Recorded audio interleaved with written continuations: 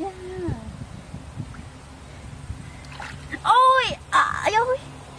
Kịp đây. Chưa ra luôn.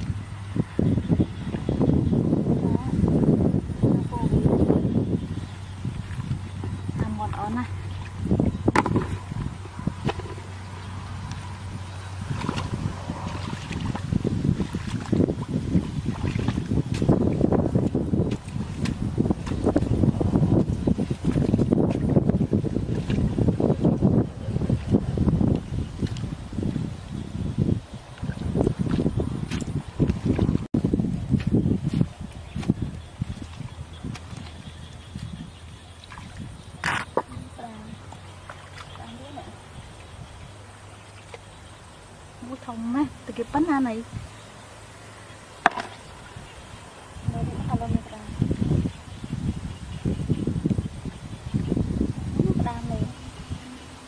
Tôi này nha.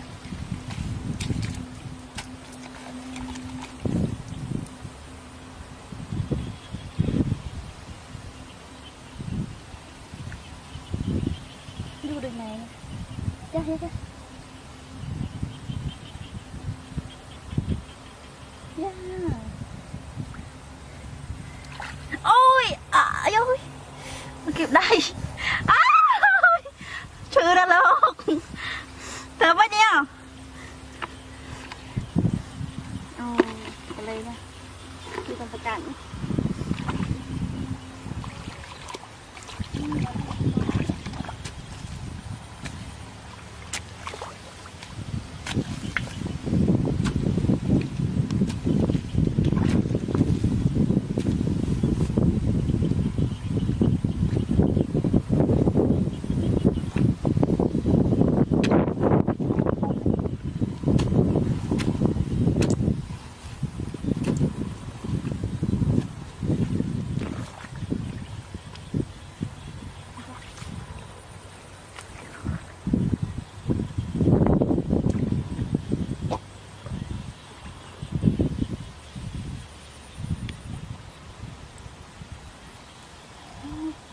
cầm thông đấy phân bản môn nữa tôi mới